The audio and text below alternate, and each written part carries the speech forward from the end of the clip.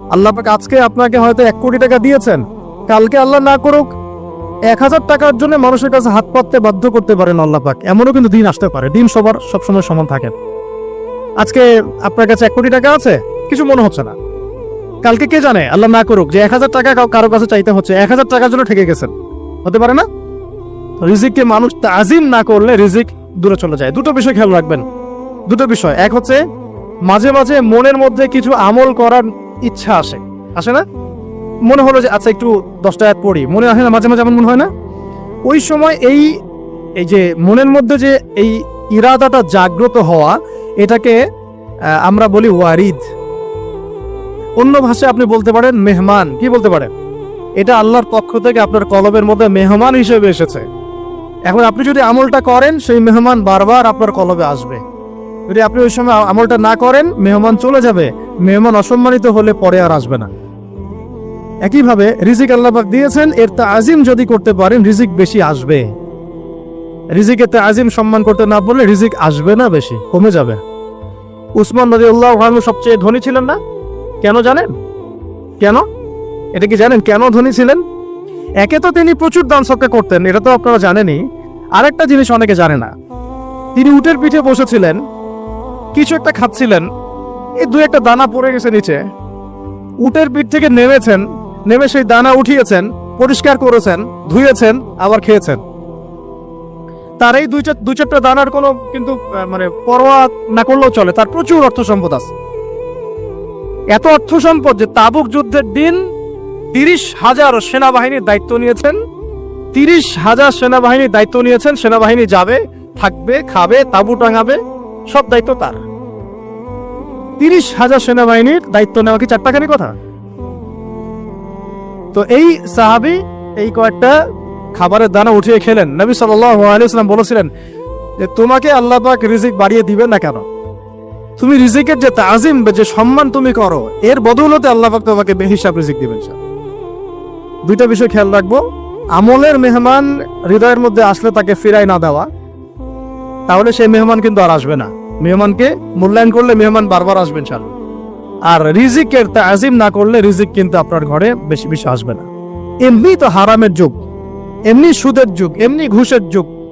Almost every family সুদখোর এখন, almost every family. মেয়েরা স্পেশালি যারা শাশুড়ি টাইপের, আপনারা মাইন্ড করেন না, তাদের সাইকোলজি যে এতই নিচে নেমে গেছে এখন যে আমার মেয়ে জাহান্নামে যায় যাক। হ্যাঁ, আমার মেয়ে জাহান্নামে যায় যাক, সমস্যা নাই, দুনিয়াতে সে যেন ভালো থাকে। এটা কেন বললাম?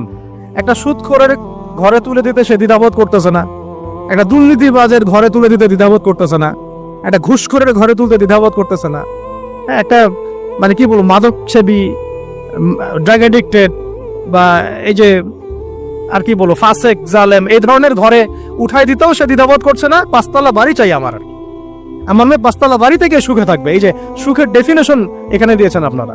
এই জন্য কত হাজার হাজার মেয়ের জীবন নষ্ট করে দিয়েছেন আপনারা। আমার কথা মাইন্ড করে না, হাজার হাজার মেয়ের জীবন মায়েরা নষ্ট করে দিয়েছে, শুধুমাত্র মেয়েদের দুনিয়াবি সুখ এর সংজ্ঞাটা বুঝতে ভুল করার কারণে। এর নাম যদি সুখী হইতো, তাহলে অমুসলিমরা সুখী না কেন? পশ্চিমারা সুখী না কেন? ওরা আত্মহত্যা করে কেন? এইভাবে মেয়েদের জীবন নষ্ট করেছেন। অথচ অল্প যদি হালাল রিজিকও হতো, আল্লাহ পাক তাকে বরকত দিতেন, সুখে থাকতো। আল্লাহ পাক আপনাদেরকে রিজিকের মূল্য বোঝা, তাজিম করার তৌফিক দান করেন, আমিন। তো অনেক ভিতরে চলে যাচ্ছে আমি, সময় আমাদের হাতে আরো শর্ট হয়ে আসতেছে। তো এখানে একটা কথা বলে দিব যে রিজিকের প্রসঙ্গ যেহেতু আসছে, যে হালাল খেতে হবে আমাদেরকে, হারামের দ্বারস্থ হওয়া যাবে না। আপনার স্বামী যদি হারাম খায়, আপনি স্বামীকে বুঝান, তাকে ওই চাকরি ছেড়ে দিতে আপনি উৎসাহিত করেন। আমি আপনাদেরকে একটা অনেস্টির সাথে একটা কথা বলি, যত এই যে প্রশাসনে যত ঘুষখোর আছে, ঠিক আছে, যত দুর্নীতিবাজ আছে, যত মাদক সেবী আছে, মাদকের ব্যবসায়ী আছে, যত সুদখোর আছে, এরা সবাই কেন এই খারাপ কাজগুলো করে জানেন?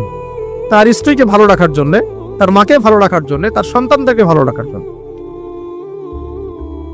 তাহলে স্ত্রী হিসেবে, সন্তান হিসেবে, মেয়ে হিসেবে আপনি বলবেন যে আমাদের এইসব ভালোর দরকার নাই আব্বু, হে আমার প্রিয় স্বামী, আমার এসব ভালোর দরকার নাই, হে আমার ছেলে, আমার এসব ভালোর দরকার নাই, তুই হালাল পথে থাক, ওইখানে তুই আমাকে ডাল ভাত খাওয়া, আমি খুশি আছি। এভাবে আপনারা তাদেরকে মোটিভেট করেন, দেখবেন সমাজে হারাম কমে গেছে ইনশাআল্লাহ। আর হারাম খাওয়া এই ছেলে মেয়েগুলোও কিন্তু মানুষ হবে না। হারাম খাওয়া যে ছেলে মেয়েগুলো রক্ত মাংস করে উঠছে, এরাও কিন্তু মানুষ হবে না। আল্লাহ পাক আমাদেরকে হালাল খাওয়ার তৌফিক দান করেন, এবং এই হালালের জন্য আপনাদের ভূমিকা অনেক বেশি। আমরা উত্তরবঙ্গ সহ দেশের বিভিন্ন জায়গায় সফর করে যেটা দেখেছি, যত সুদী এনজিও আছে না, এনজিও গুলোর মধ্যে মহিলাদের নামই বেশি, জানেন? মহিলাদের নাম বেশি সুদী এনজিওতে। তো এই দাওয়াতগুলো আমরা মা বোনদেরকে দিতে চাই যে কোন অবস্থাতে যেন হারাম রিজিকের দিকে আপনারা না ধাবিত হন, এবং রিজিকের তাজিম করেন, পরিবারের মধ্যে হৃদ্যতা ভালোবাসা বজায় রাখেন, একে অপরকে বিশ্বাস, সম্মান এবং শ্রদ্ধা করেন। ইনশাআল্লাহ তাআলা আপনাদের পরিবারও সুখী হবে, রিজিকও সুন্দর হবে এবং রিজিকে বরকত হবে ইনশাআল্লাহ। এরপরে আমি একটা পয়েন্ট নোট করেছি, বলে শেষ করে দিচ্ছি যে এটা স্পেশালি আমি আমাদের ওইসব দিনই বোনদেরকে বলতে চাচ্ছি যে বোনেরা এখনো বিয়ে শাদী করেন নাই। সেটা হচ্ছে যে বিয়ে করার আগেই দিনের বেসিক লেখাপড়া শেষ করেন। এত পাগল হওয়ার দরকার নেই। চরিত্র হেফাজত হচ্ছে না, রোজা রাখেন, ঠিক আছে? দিনই পড়াশোনা আগে শেষ না করে বিয়ে করতে যায় না। বহু আলেমা যারা মাদ্রাসা লাইনের ছাত্রী ছিল, দিনই পড়াশোনা শেষ না করে বিয়ে পিড়িতে বসার কারণে কেরিয়ার ধ্বংস হয়ে গেছে। বিয়ে পরে করেন, আগে পড়াশোনাটা, তুলনামূলক পড়াশোনাটাকে শেষ করে নেন। তুলনামূলক পড়াশোনা শেষ করতে 18 থেকে 20 বছর বেশি লাগে না। যদি আপনি শুরু থেকে শুরু করেন, একদম 18 থেকে 20 বছর হতে হতে আপনার পড়াশোনা মোটামুটি শেষ হয়ে যাবে। আর যে সাবজেক্টগুলো বললাম আমি, ওইগুলোই বেসিক পড়াশোনা। এখন এটা হয়তো সবার ভাগ্যে নসিব নাও হতে পারে, সেক্ষেত্রে বিকল্প অপশন আমরা যাব, কিন্তু আগে মূলনীতি হচ্ছে একটা লেভেল পর্যন্ত পড়াশোনা করার পরেই বিয়ে করেন। কারণ বিয়ের পরে আপনার যত রেসপন্সিবিলিটি আসবে, এটা তখন পড়াশোনা মেনটেন করা এতটাও সহজ না, প্রায় অসম্ভবের পর্যায়ে পড়ে যায়। আর দু একটা বাচ্চা কাচ্চা হয়ে গেলে তো তখন আর কোনো কথাই নাই। তাহলে আপনারা কি আমাদেরকে আয়েশা রাদিয়াল্লাহু আনহার মতো একটা প্রজন্ম দিতে পারবেন না? যদি এটা আপনাদের উদ্দেশ্য হয়, সেক্ষেত্রে কি পড়াশোনা শুরু থেকে করা উচিত না? এখন এই সুযোগটা আমাদের সব বন্ধুদের সামনে হয়তো থাকে না, এই জন্য আমরা বললাম যে বিকল্প অপশনগুলোতে আপনারা দিন শেখার চেষ্টা করেন। আর এরপরে যখন বিয়ে করবেন, পড়াশোনা মোটামুটি শেষ হয়েছে, বিয়ে করবেন, এখন 18-20 বছর বয়স হয়ে গেছে, এখন আল্লাহর ওয়াস্তে দুনিয়াবি বিষয়কে সর্বোচ্চ অগ্রাধিকার দিয়েন না। আজীবন পস্তাবেন, এবং একবার পস্তানো শুরু করলেই পস্তানো আজীবনও শেষ হবে। তখন মেইল করে, মেসেজ করে কোনো লাভ হবে না, কারণ আপনি বিয়ের আগে দিনকে প্রাধান্য দেন নাই, বরং দুনিয়াকে প্রাধান্য দিয়েছিলেন। আপনি বিয়ের আগে দিনকে প্রাধান্য দেন নাই, বরং দুনিয়াকে প্রাধান্য দিয়েছেন। যখন আপনি সবসময় পরকালকে, আল্লাহকে, তার রাসূলকে প্রাধান্য দিবেন, দিনকে প্রাধান্য দিবেন, দুনিয়া আল্লাহই গুছিয়ে দিবেন। আর যখন আপনি দুনিয়াকে সর্বোচ্চ অগ্রাধিকার দিবেন, দিন আপনার কাছ থেকে দূরে সরে যাবে। দিনের একটা গায়রত আছে, একটা ব্যক্তিত্ব, দিনের একটা স্বতন্ত্র গায়রত আছে, সে সবার কাছে ধরা দেয় না। যেটাকে মূল্যায়ন করে তার কাছেই দিন আসে, যেটাকে মূল্যায়ন করে না তার কাছে দিন আসে না। দিনদার ছেলেকে প্রাধান্য না দিয়ে বিয়ে করতে যায় না, জীবনটা ধ্বংস হয়ে যাবে। হ্যাঁ, আমি বলছি না দিনদার ছেলে মাদ্রাসাতেই থাকে না, জেনারেল লাইনেও থাকতে পারে, ডক্টরও হতে পারে, ইঞ্জিনিয়ারও হতে পারে, কিন্তু এটা বাহ্যিকভাবে এটাকে জাস্টিফাই করাটাও ডিফিকাল্ট। কিছু ক্রাইটেরিয়া দেখে আপনি একটু আন্দাজ করতে পারেন, পুরোপুরি হয়তো কখনোই বুঝতে পারবেন না। সেটা হচ্ছে দিনের প্রতি তার ফিকির কেমন, দিন নিয়ে তার কাজ কেমন, তার লাইফস্টাইল কেমন, তার পরিবার কেমন, কোন পরিবেশে সে বড় হয়ে উঠেছে, তার একাডেমিক্যাল সার্টিফিকেট কেমন, তারপরে তার দাওয়াতের মেহনতে অ্যাক্টিভিটিস আছে কিনা, বা ব্যবসা হালাল কিনা, বা চাকরির হালাল কিনা, নামাজ ঠিক আছে কিনা, তার মধ্যে সুন্নাহ আছে কিনা। এগুলো কিছু বাহ্যিক সাইন, যেগুলো দেখে আমরা একটা আইডিয়া নিতে পারি। তারপরে বলবো যে এখানে 100% আপনি এনশিওর হতে পারবেন না, ওইটা আল্লাহ পাকের হাতে। ওইটাও যদি এনশিওর করতে চান, তাহলে কি করতে হবে? তাহলে নিজেকে দিনদার হতে হবে। আমি নিজে যদি ভালো দিনদার হই, তাহলে ইনশাআল্লাহ আল্লাহ পাক আমাকে দিনদার স্ত্রী দিবেন। নিজে দিনদার না, তাহলে কি রেডিমেড দিনদার ছেলে আসবে? কখনই আসবে না। দোয়া করতে হবে, রব্বানা হাব লানা মিন আজওয়াজিনা ওয়া যুররিয়াতিনা কুররাতা আ'য়ুন ওয়াজআলনা লিল মুত্তাকিনা ইমামা। দোয়া করতে হবে যে রব্বি হাবলি মিনাস সালিহিন, রব্বি হাবলি মিন লাদুনকা যুররিয়াতান তাইয়্যিবা ইন্নাকা সামিউদ দুআ। এই বিষয়গুলো থেকে খেয়াল রাখবেন। আর শরীয়তের মেজাজ মাথায় রাখা, শরীয়তের মেজাজের কথাটা আজকে এই জন্য বলছি যে আমরা আমাদের দেশে যে প্রবলেমটা দেখি, ইসলামের পূর্ণাঙ্গ বিষয়গুলো মানুষ মাথায় রাখতে চায় না। ইসলামে যেমন নামাজ, রোজা, হজ, যাকাত আছে, ইসলামে কিন্তু দাওয়াত, তাবলীগ, জিহাদও আছে, তাই না? ইসলামে কিন্তু শরিয়া আইনও আছে, হুদুদ, কিসাস আছে, ইত্যাদি আছে। আমাদের সমাজে দেখেন নামাজ শব্দ পরিচিত কিন্তু কিসাস শব্দ পরিচিত না। কিসাস মানে কয়জন জানেন যে কিসাস শব্দ অর্থ কি? অনেকেই জানে না। কিন্তু কিসাস একটা কোরআনের একটা ফান্ডামেন্টাল বিধান যে কেউ যদি আপনার চুরি করে হাত কেটে ফেলতে হয়, কেউ যদি ব্যভিচার করে বেত্রাঘাত করতে হয়, বিবাহিত হলে রজম করতে হয়, কেউ যদি মুরতাদ হয় তারও মৃত্যুদণ্ড শাস্তি আছে, কেউ সাতেমে রাসূলকে গালি দিয়েছে তারও মৃত্যুদণ্ড আছে। এরকম অনেক বিধান আছে, হুদুদ এবং কিসাস আছে। হত্যার বদলে হত্যা, চোখের বদলে চোখ, জানের বদলে জান। আমাদের সমাজে এগুলো পরিচিত না। নামাজ পরিচিত কিন্তু, তাসবিহ তাহলিল পরিচিত, ঠিক আছে? এরকমই সমাজেও বহু বিবাহ এটা অপরিচিত। হ্যাঁ, আপনি একটা বিয়ে করে বাইরে 4টা 5টা 6টা মেয়ের সাথে খারাপ সম্পর্ক করলে সমাজ এটাকে প্রমোট করে, এটাকে কাছে আসার গল্প নাম দেয় আর কি। কিন্তু একটা মেয়ের পুরো জীবনের রেসপন্সিবিলিটি আপনি নেবেন হালাল ভাবে, তখন সমাজ আপনাকে বাঁকা চোখে দেখবে এবং বিতর্কিত করবে। তো আমরা এখনো ওই ইসলামের ওই মেজাজে যাইতে পারি নাই। আমার মেয়েকে বড় করার সময় এটা তার মাথায় ছোট থেকে দেওয়া উচিত যে হ্যাঁ, ইসলামে কিন্তু বহু বিবাহের ব্যাপারও আছে, ওকে ওইভাবেই ওই মেজাজেই বড় করা উচিত। এখানে আরেকটা প্রশ্ন আসতে পারে যে এটা তো ঐচ্ছিক। অবশ্যই ঐচ্ছিক, কেউ চাইলে করতে পারে, কেউ চাইলে নাও করতে পারে, সবার উপর এটা ফরজ না, কখনোই না। এবং এটাকে আমরা বড় স্কেলে এটাই সুন্নত এটাও বলতে পারবো না। ওইটা একটা নির্দিষ্ট প্রেক্ষাপটে অ্যাপ্লাই করার বিষয় ছিল। এবং উহুদের যুদ্ধ হয়ে গেছে, অনেক মেয়ে এতিম হয়ে গেছে। এখন এই মেয়েগুলো দায়িত্ব কে দিবে? বহু বিবাহের ব্যাপারটাতে আসলো তখন সূরা নিসার আয়াত যে তোমরা এখন পছন্দ হলে মাসনা সুলাসা রুবা করতে পারো। এটা কাউকে ফরজ করা হয় নাই, কারোর উপরে ফরজ করা হয় নাই। যার সামর্থ্য আছে তোমরা করতে পারো, খালাস। ওই মেয়েগুলোর দায়িত্ব নিয়ে নেওয়া হলো রাষ্ট্রীয়ভাবে, এবং তারা সম্ভ্রম পেল, সম্মান পেল, গার্ডিয়ানশিপ পেল, তাদের সমস্ত অধিকার ফিরে পেল। এটা ইসলামের একটা বিধান আছে।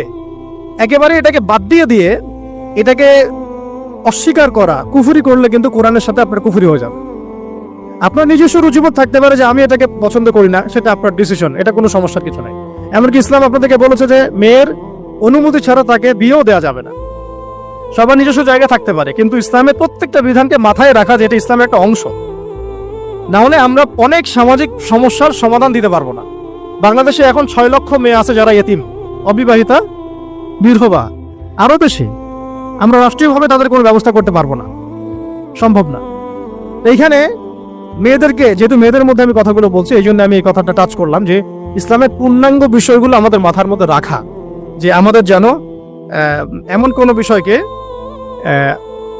অস্বীকার করে না বসে যেটা আবার আমাকে ঈমান থেকে বের করে দিবে। আমার নিজের আমল না হতে পারে, আমি নিজে সেটা পছন্দ না করতে পারি, বা আমার মতামত থাকতে পারে, সেটা আলাদা ইস্যুস। কিন্তু ইসলামের বিধানগুলোকে আমরা কোনোভাবে যেন ডিনাই করতে না যাই, এটা আমাদের মাথায় রাখতে হবে। আর এটা সমাজের কল্যাণের জন্যই আল্লাহ রাব্বুল আলামিনের পক্ষ থেকে একটা এখতিয়ার দেওয়া হয়েছে।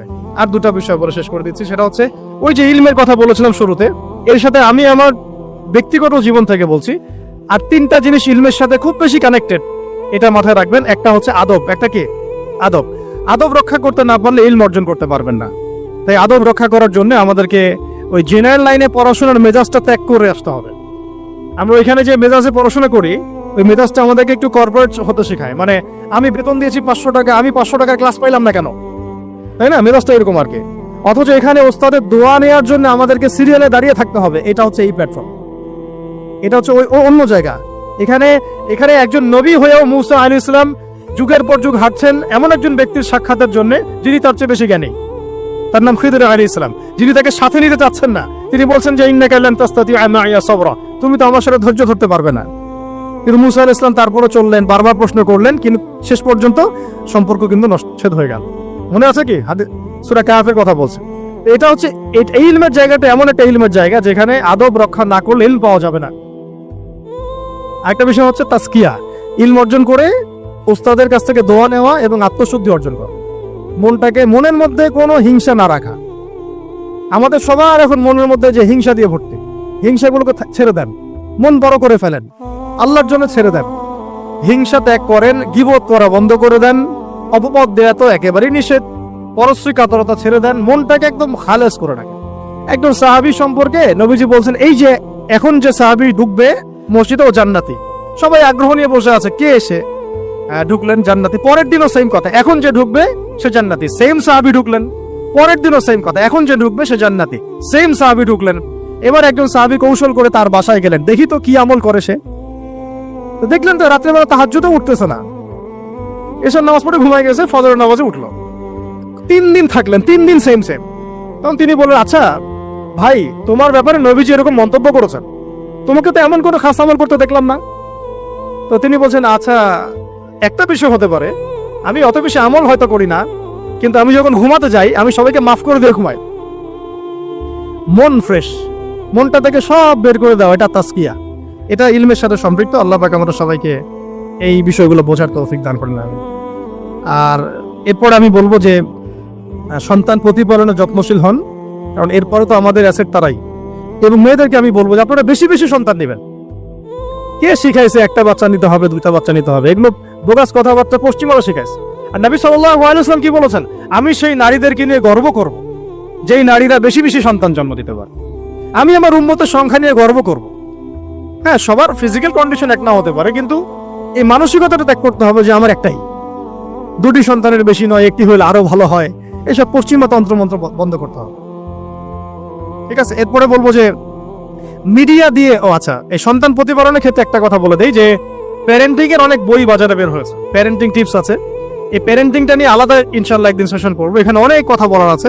সন্তান প্রতিপালন একটা শিল্প, সন্তান প্রতিপালনটা একটা শিল্প, খুব ধৈর্যের কাজ, সবরের কাজ, লেগে থাকার কাজ। সন্তানকে সময় দেয়া, ওর খাবারের দিকে খেয়াল রাখা, ওর মানসিকতার দিকে খেয়াল রাখা, ওর ফিজিক্যাল অ্যাক্টিভিটিস দিকে খেয়াল রাখা, ওর মানে আত্মা দূষিত হয়ে যাচ্ছে কিনা এটা খেয়াল রাখা, ওর ভালো একাডেমিক পরিবেশ নিশ্চিত করা, ভালো ওস্তাদ দেওয়া, ওর সাথে মেশা, ওকে আদর করা, অনেক কিছু আছে। এটা নিয়ে ইনশাল্লাহ আমরা একদিন আরেকটা সেশন করবো ইনশাল্লাহ। তো সন্তান প্রতিপালনের সাথে আমি বলবো যে প্রচলিত যে মিডিয়াগুলো, এই জি বাংলা, স্টার জলসা, এই যে পিছনে লেখা আছে যে অপসংস্কৃতি, এক কথায় বিজাতীয় অপসংস্কৃতি, এই মিডিয়াগুলো বাসা থেকে বন্ধ করে দেন। একেবারে টেলিভিশনের দরকার নেই। বাস অনলাইনে আমরাও কিছু কিছু ক্ষেত্রে আসলে আমরাও অনলাইনের মধ্যে ডুবে গেছি। আমি নিজেও ফিকির করছি, চেষ্টা করছি এখান থেকে বের হওয়ার জন্য। আপনারাও বের হন, মানে প্র্যাকটিক্যাল জীবনে আসেন। এটা একটা ভার্চুয়াল জগৎ, এখান থেকে আমরা যা দেখি এটা আমাদের মাথার মধ্যে প্রভাব বিস্তার করে। বহু সামাজিক ঘটনা এবং পারিবারিক অঘটন এই ফেসবুক, ইউটিউব থেকে হচ্ছে। এই কন্টেন্টগুলো দেখা আমাদেরকে বন্ধ করতে। বাস্তবতার সাথে এগুলো কোনো সম্পর্ক নাই। আমাদের কিতাব পড়ার অভ্যাস বেশি করে বাড়াতে হবে, ওস্তাদদের সোহবতে যাওয়া, আমল করা, কান্নাকাটি করা, দোয়া করা, ইস্তেগফার করা, আল্লাহর সাথে কানেকশন। আল্লাহ পাক আমাদেরকে মিডিয়ার এই রং ঢং, বলি আমি, মিডিয়ার এই রং ঢংগুলো ত্যাগ করতে হবে।